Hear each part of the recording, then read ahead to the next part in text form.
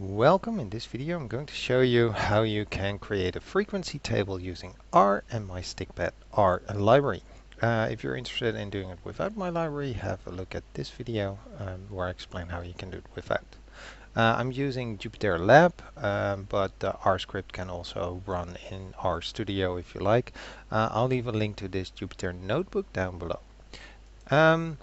The version of R I've currently installed is 4.3, but probably works on other ones as well.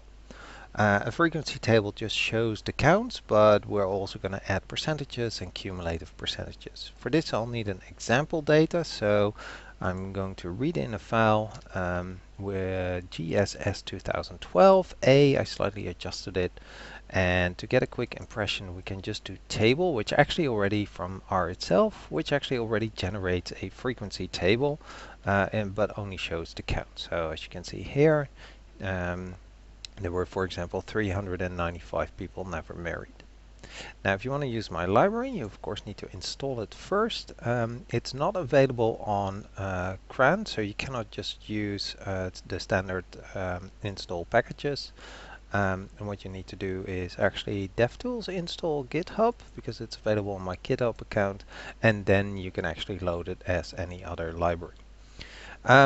The function of interest is tab for table and then frequency, and it only has two parameters, data and order. So the data is of course the data you want to create the frequency table of, and the order is the specific order you want the frequencies to appear in.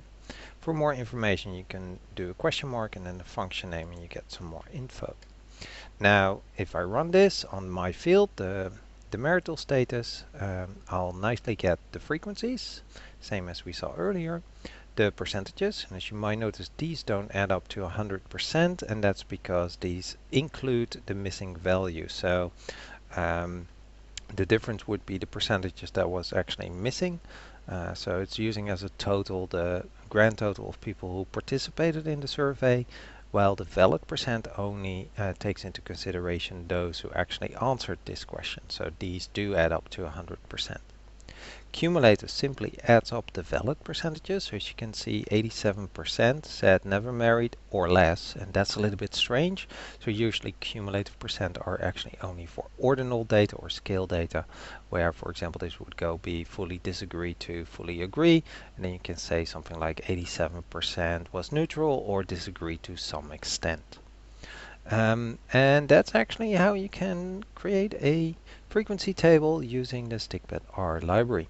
If you're interested in how to do it without the library, then have a look at the other video, and these were the references I've used. Right, I hope this was helpful and thank you for watching.